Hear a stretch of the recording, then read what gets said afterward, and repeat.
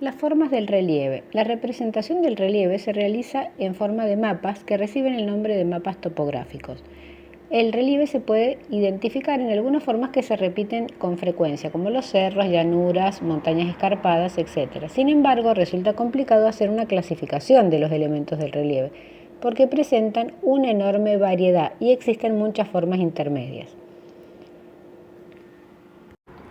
En esta imagen observamos diferentes tipos de relieve. Los podemos clasificar utilizando dos criterios, el morfológico descriptivo y el genético interpretativo. El relieve es el aspecto de la superficie terrestre prescindiendo de los elementos bióticos. Ahora conoceremos un poco más de los diferentes tipos de relieves que hay en la Tierra siguiendo la clasificación morfológica o descriptiva.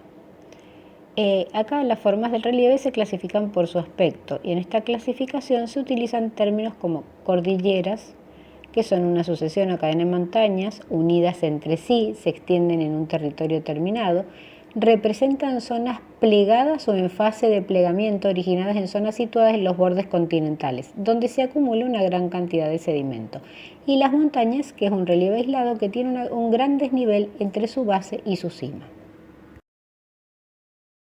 Continuando con los tipos de relieve, encontramos los cerros, que es un relieve aislado con escaso desnivel, la sierra, que en el idioma latín serra, es un conjunto de montañas dentro de otro conjunto más grande como es una cordillera, cuya línea de cumbres tiene forma cerrada o quebrada bastante pronunciada. El desfiladero garganta, que es un valle de fondo estrecho que presenta paredes abruptas a sus lados.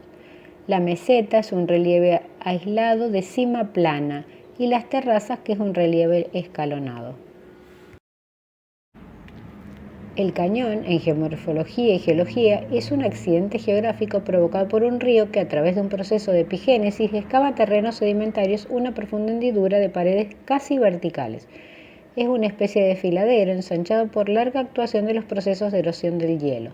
Y el valle, que en latín es vallis, es una llanura entre montañas o alturas, una depresión de superficie terrestre entre dos vertientes con forma inclinada y alargada, que conforma una cuenca hidrográfica en cuyo fondo se aloja un curso fluvial.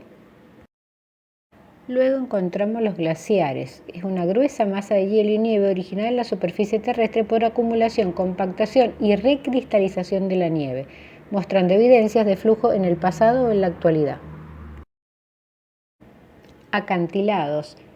Son paredones que caen más o menos verticales sobre el mar. Su génesis está supeditada a la presencia de relieves en la orilla marina y su evolución está determinada por el oleaje. Y el istmo es una franja estrecha de tierra que divide dos cuerpos de agua distintos y a través de estos puede unir dos áreas mayores de tierra, en general con orillas a ambos lados. Al ser la única ruta terrestre que los une, su control se considera de gran valor estratégico, militar y comercial. La península es una extensión de tierra que está rodeada por agua por todas partes excepto en una zona o istmo que la une al continente. Y el archipiélago es aquel conjunto generalmente numeroso de islas agrupadas en una superficie más o menos extensa del mar. Estas islas se encuentran cercanas entre sí y pueden tener su origen de diferentes maneras, y por eso hay varios tipos de archipiélagos.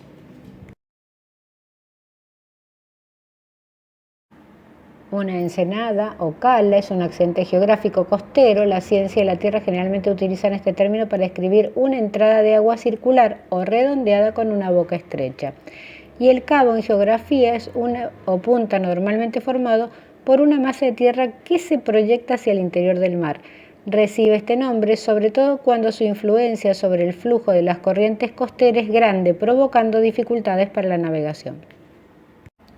La playa es una extensión casi plana de arena o piedras en la orilla del mar, de un río o de un lago, y la bahía se conoce como la entrada del mar en la costa, que tiene una extensión considerable. Se trata de un accidente geográfico de características similares al golfo, que es una porción de mar entre dos cabos.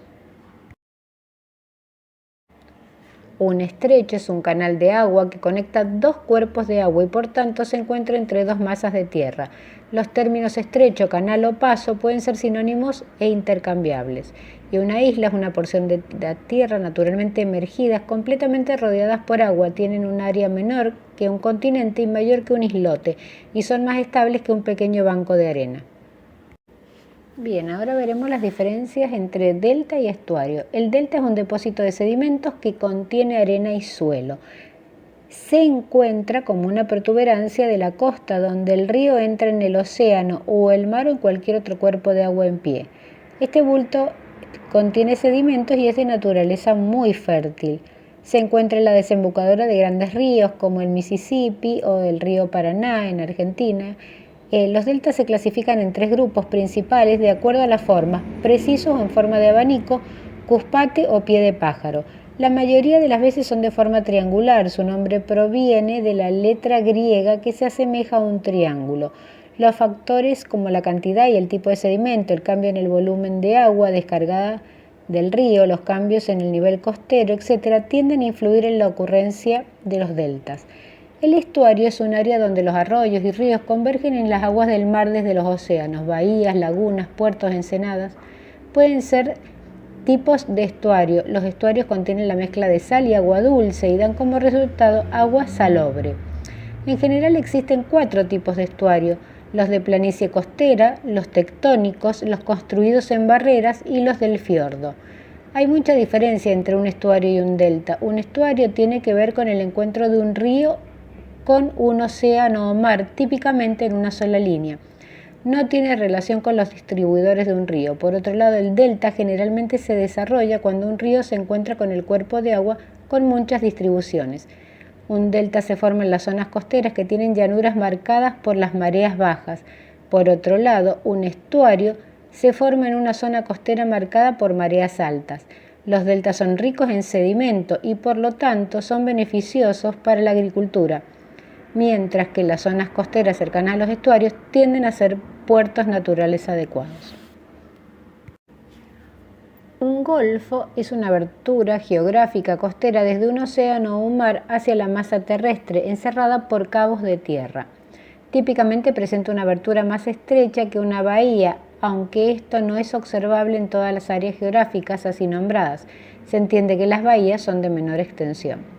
La albufera significa, según su origen árabe, al-buyara, el marecito o el pequeño mar. Describe un accidente geográfico litoral que se da en varias partes del mundo, aunque se emplea de forma casi exclusiva en España. Una albufera es una laguna costera de escasa profundidad, semicerrada, conectada con el océano y protegida por algún tipo de barrera, generalmente arenosa, donde existe un aporte de agua dulce regular, cíclico o eventual. ¿Cómo se forman las albuferas? Generalmente se forma a partir de un proceso de colmatación que implica que diversos sedimentos se acumulan a lo largo de los años. Cuando la colmatación se lleva adelante en una bahía, los sedimentos fluviales o marinos pueden derivar en el desarrollo de una albufera. ¿Y qué es una cuenca hidrográfica? También conocida como cuenca de drenaje, engloba tanto un área con manantiales, arroyos, afluentes y ríos que guía a través del desnivel natural del terreno todos los cursos de agua al mismo río principal. El agua siempre fluye desde áreas más altas a más bajas y finalmente desaguan en el mar o en un lago cerrado o en lagos subterráneos. Y un río es una corriente natural de agua que fluye permanentemente y va a desembocar en otra o en un lago o en el mar. Al comenzar vimos que habían 2 tipos de clasificaciones. La primera que vimos fue la descriptiva o morfológica y ahora veremos la interpretativa o genética. Esta se basa en el proceso que ha originado las formas de relieve. Es más clara y sencilla porque se pueden incluir formas de relieve de aspecto algo diferente bajo la misma denominación, siempre que se hayan originado por el mismo proceso. Los principales relieves terrestres. Si desapareciera el agua de los océanos en la superficie terrestre, se podrían diferenciar claramente 2 zonas, la corteza oceánica y la corteza continental. Dentro de lo que conforma la corteza oceánica encontramos las llanuras abisales, que son extensísimas llanuras submarinas cuyas profundidades medias son de unos 4.500 metros, dorsales oceánicas, que son alineaciones de volcanes con una intensa actividad volcánica fisural, es decir, con emisión de lava a lo largo de las grietas, forman cordilleras de miles de kilómetros de longitud que se elevan una media de 2.500 metros sobre la llanura abisal. los arcos de isla, que son cordilleras volcánicas que emergen del mar y forman archipiélagos como el de Japón. Su actividad volcánica se relaciona con el hundimiento de la corteza que se produce en las fosas oceánicas, que son surcos alargados en los que se alcanzan enormes profundidades, como la fosa de las Marianas, con 11.032 metros de profundidad, son zonas de intensa actividad sísmica, ya que en ellas la corteza oceánica es arrastrada a hundirse en el manto. Y los relieves volcánicos aislados, que son los volcanes aislados resultado de una actividad volcánica puntual. Cuando sobresalen del agua forman islas volcánicas como Hawái o las Islas Canarias.